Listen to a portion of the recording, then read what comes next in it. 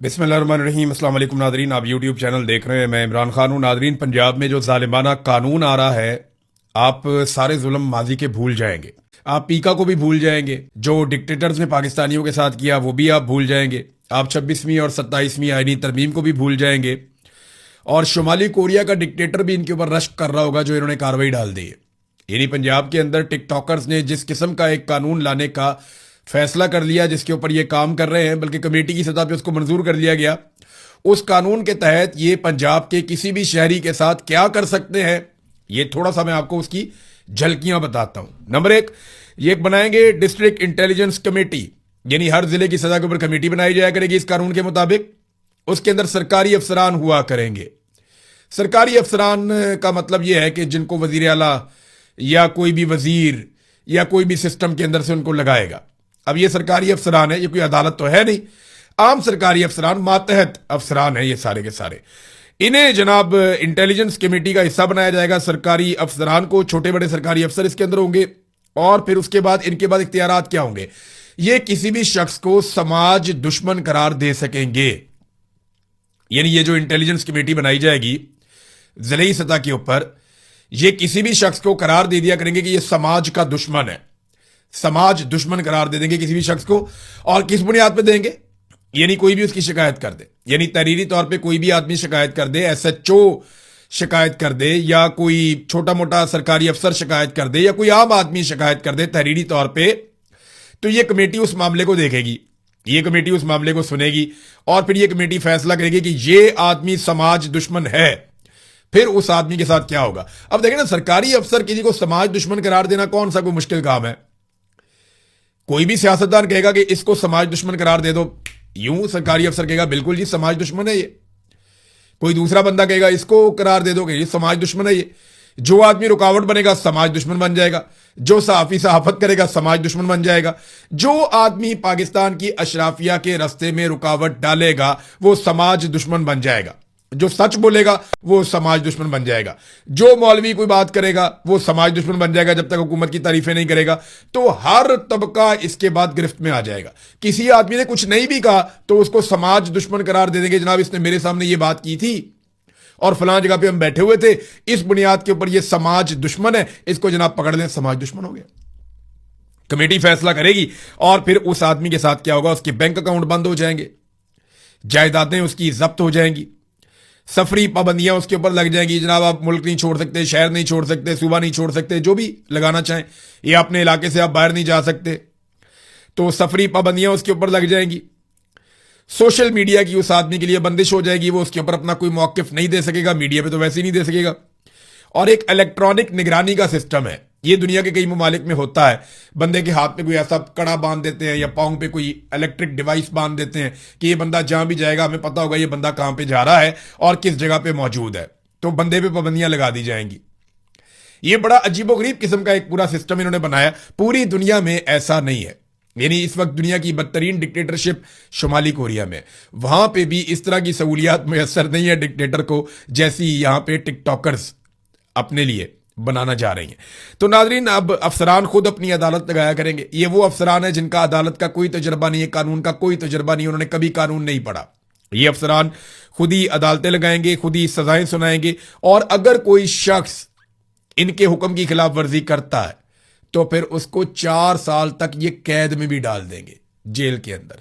ये नया कानून नाजरीन लाया जा रहा है कि किसी भी आदमी को समाज दुश्मन करार दे के रगड़ा लगा दो, ठोक दो जिसको दिल करता है, बस सिर्फ उसको समाज दुश्मन करार आपने देना है। और इसके लिए किसी आदमी की एक सोशल मीडिया पोस्ट ही काफी है।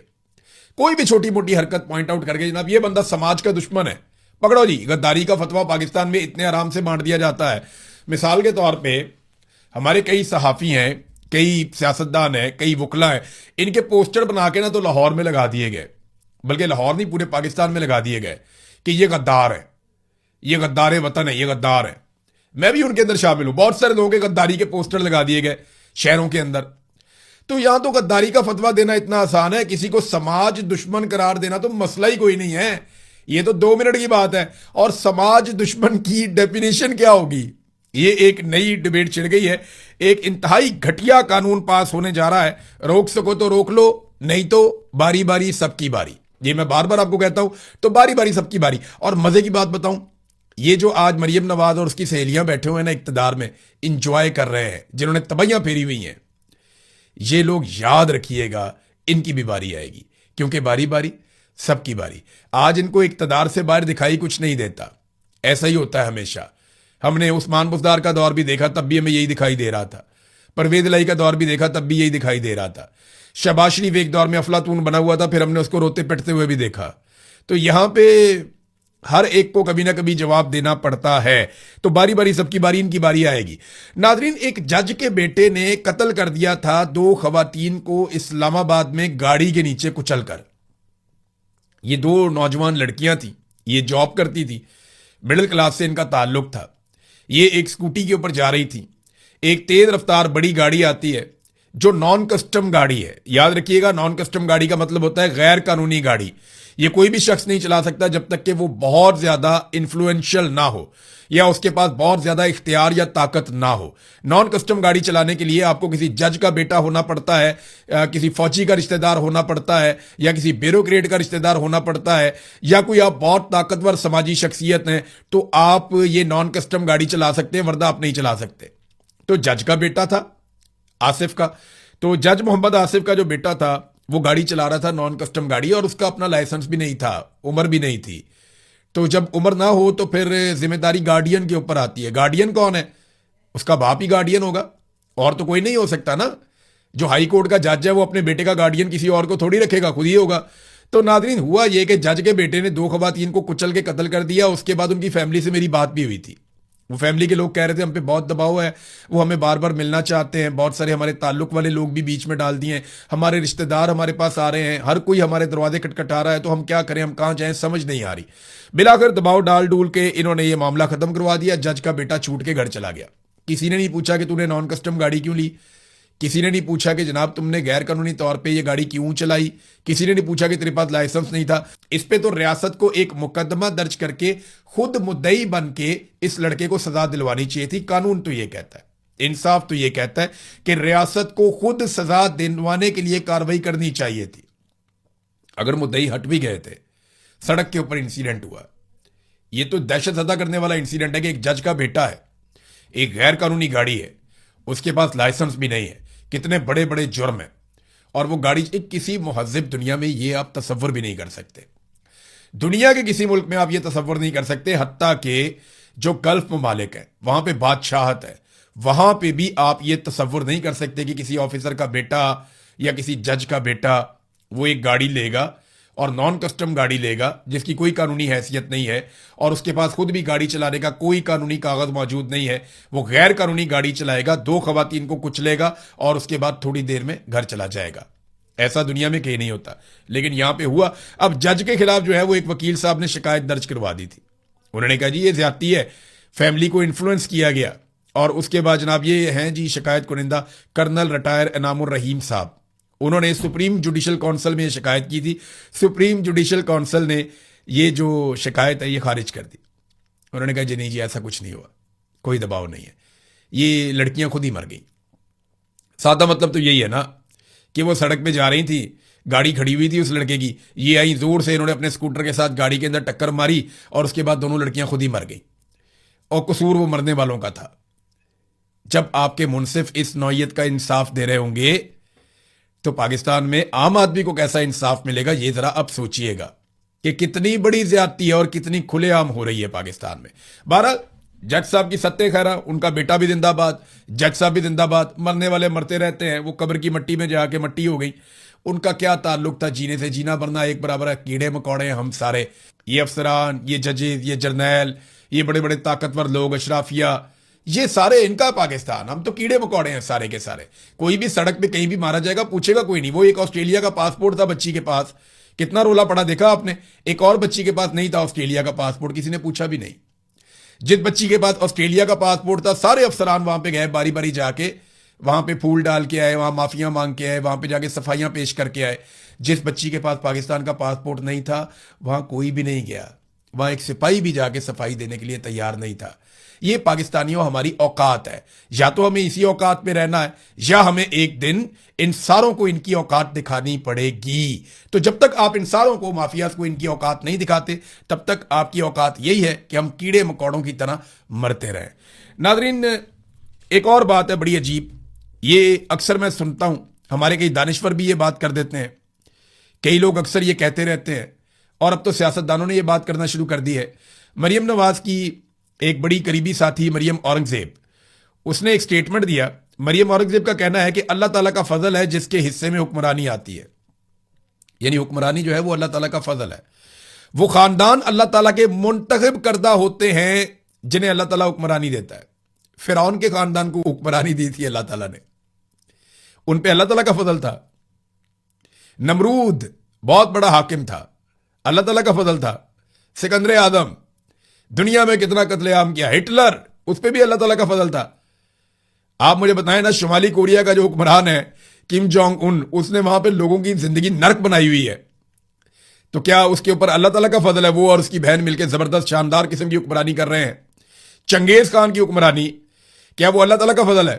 نیتن یاہو اسرائیل کے اوپر لمبے عرصے سے حکمران ہے، تو کیا اس پر بھی اللہ تعالیٰ کا فضل ہے؟ بتائیں نا. نریندر مودی بھی پھر اس حساب سے اللہ تعالیٰ کے فضل سے حکمران بنا ہے. کیسے فراڈ لوگ ہیں. یزید بھی حکمران تھا نا، ایک حکمران ہی تھا یزید بھی، وہ کیا تھا؟ تو کیا اللہ تعالیٰ کا فضل تھا اس کے اوپر؟ کیسے آپ لوگ فراڈ کرتے ہیں. لوگوں کو مذہبی جذبات کو بھی آپ استعمال کرتے ہیں صرف اس لیے کہ آپ نے جسٹیفائی کرنی ہے اپنی چوری. یہ تو وہ بات ہوگی کہ چور نے چوری کروائی، چوری کر کر کے ڈکیتیاں مار مار کے اس نے ایک گھر بنایا، اس کے اوپر لکھ دیا ھذا من فضل ربی، کہ یہ سب میرے رب کا فضل ہے. اندازہ کریں آپ کیسے یہ لوگ فراڈی ہے. اللہ تعالیٰ کا فضل نہیں، یہ اللہ تعالیٰ کا عذاب ہے یہ خاندان ہمارے اوپر.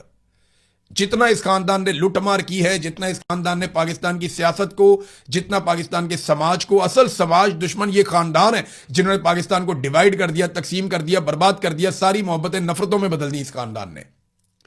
یہ رسپانسیبل ہے اور یہ کہتے ہیں جناب اللہ کا فضل ہے. ناظرین، سہیل آفریدی صاحب کے حوالے سے ایک خبر ہے بڑی انٹرسٹنگ، آپ بڑی دلچسپی لیں گے اس میں. عمران خان صاحب یہ کہتے تھے اور اکثر کہتے تھے کہ ثواب دیدی فنڈز ہونے نہیں چاہیے.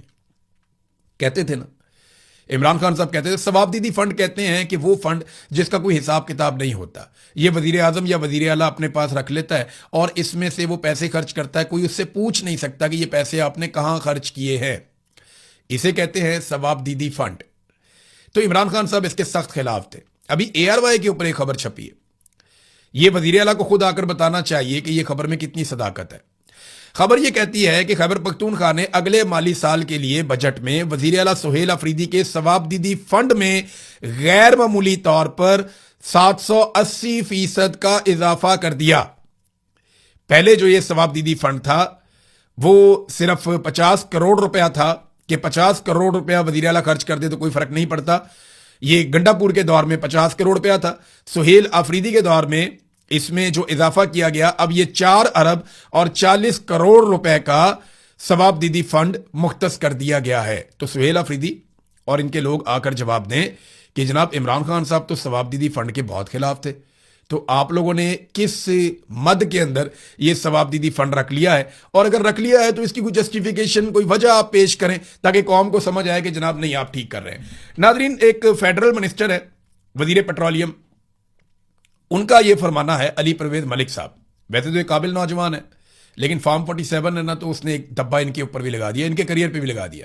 ان کے والد بڑے شاندار سیاستدان تھے، پرویز ملک صاحب. میں ان کا میرا ان سے ملنا جلنا تھا، ان سے بہت ساری چیزیں سیکھنے کو بھی ملی. سیاست میں وہ بہت سینئر کھلاڑیوں میں سے ایک تھے. پرویز مشرف کے دور میں وہ ڈٹے رہے. تو جو پرویز ملک صاحب کے بیٹے ہیں علی پرویز ملک صاحب، انہوں نے کہا جی عالمی منڈی میں جیسے ہی خام تیل کی سطح $76 پہ آئے گی تو ہم عوام کو ریلیف دیں گے. تو ابھی چیک کر لیتے ہیں. یہ میں کھول رہا ہوں عالمی منڈی کا ڈیٹا کہ انٹرنیشنل آئل پرائس. تو یہ ابھی دیکھ لیتے ہیں ہم کہ جو یہ کہہ رہے ہیں وہ ہے یا نہیں. $76 فی بیرل کا یہ کہہ رہے ہیں کہ جی اتنے کا جب ہوگا تو ہم کریں گے. یہ میرے سامنے لکھا ہوا آ گیا 70.24 USD. تو ناظرین، یہ تو پرائس بہت نیچے آ گئی ہے، لگاتار نیچے آتی چلی جا رہی ہے. وہ $76 پہ ان کی سوئی اٹکی ہوئی ہے، یہاں پہ $70 کے آس پاس آ گیا. تو یہ لوگوں کو پاگل سمجھتے ہیں. کوئی بھی آدمی اپنے موبائل پہ آپ نکالیں، گوگل کریں کہ انٹرنیشنل آئل پرائس تو آپ کو آ جائے گا فی بیرل آپ کو کتنے کا مل رہا ہے US ڈالر میں. وہ 76 کہتے ہیں یا 70 کے قریب پہنچا ہوا ہے, پھر بھی انہوں نے عوام کو کسی قسم کا کوئی ریلیف نہیں دیا. ناظرین, MQM نے ایک بہت بڑا مطالبہ کیا, آپ ہل کر رہ جائیں گے جتنا بڑا مطالبہ MQM نے کیا ہے. MQM نے کہا جی آصف علی زرداری صاحب استعفیٰ دے دیں, اور استعفے کی وجوہات کیا بتا رہے ہیں ذرا یہ آپ دیکھیے.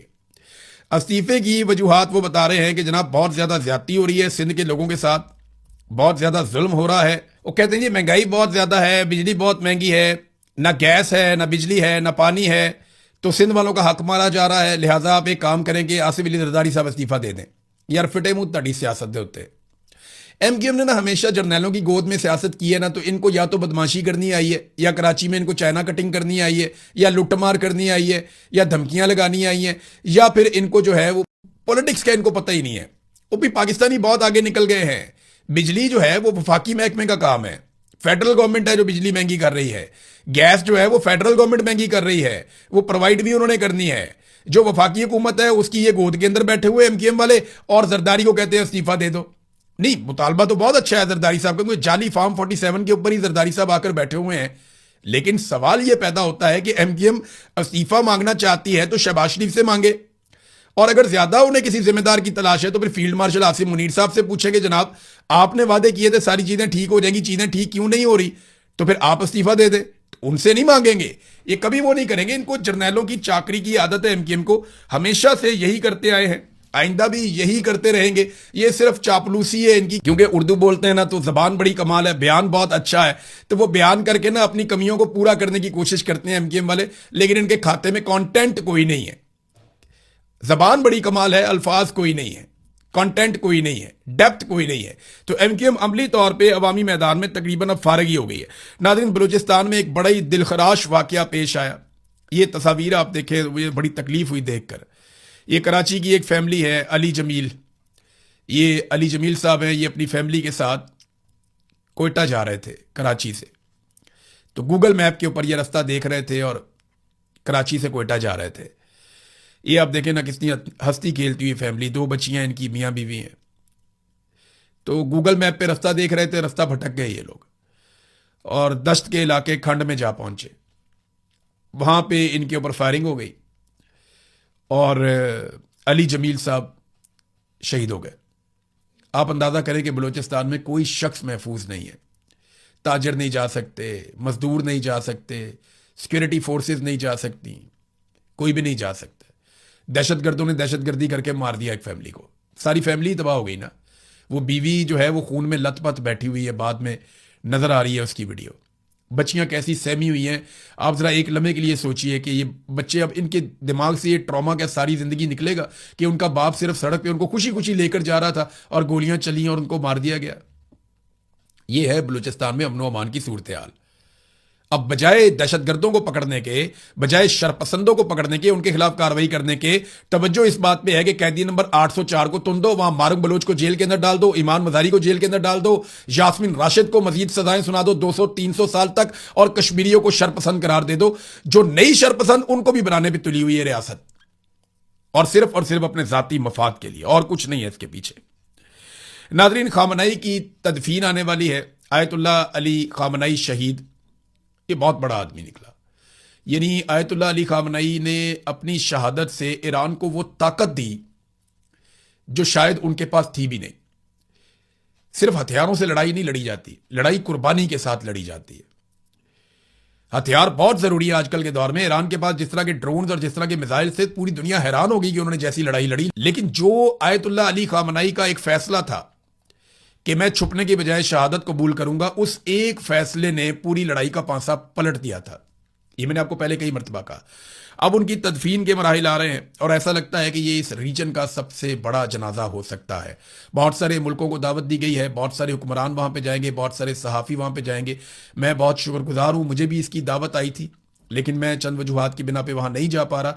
ایک اور چیز میں آپ سے عرض کر دوں کہ اس وقت دوبارہ سے ایران اور امریکہ میں جو لڑائی چل رہی ہے, اس میں ڈونلڈ ٹرمپ نے بڑی خوفناک دھمکی پھر سے لگائی ہے.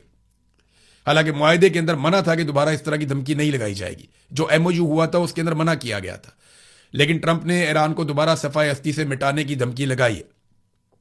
دوسرا, ایران آپ کو پتا ہے جواب دیتا ہے. تو ایران نے 8 مقامات پہ کویت میں اور بحرین میں اٹیک کیا امریکی اڈوں پہ. وہ کہتے ہیں جی ہم نے کافی نقصان کیا، جبکہ امریکنز یہ کہتے ہیں کہ کسی قسم کا کوئی نقصان ہمارا نہیں ہوا. اب ایران نے ایک سٹیٹمنٹ جاری کیا، ایران کی پاسداران انقلاب نے، کہ خطے میں موجود امریکی فوجی اڈے آنے والے دنوں میں جہنم کا سامنا کریں گے. اب وہ بھی امریکہ کو وارن کر رہے ہیں.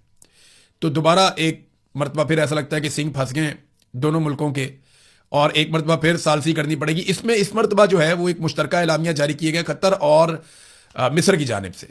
ان دونوں نے بڑا رول پلے کیا اس مرتبہ دوبارہ اس بڑھتی ہوئی صورتحال کو کنٹرول کرنے کے لیے. تو قطر اور مصر نے ایک مشترکہ اعلامیہ بھی جاری کیا. بعد میں اس پہ بات کرتے ہیں. اب تک لیتے ہیں، اپنا خیال رکھیے گا، اپنے چینل کا بھی. اللہ حافظ.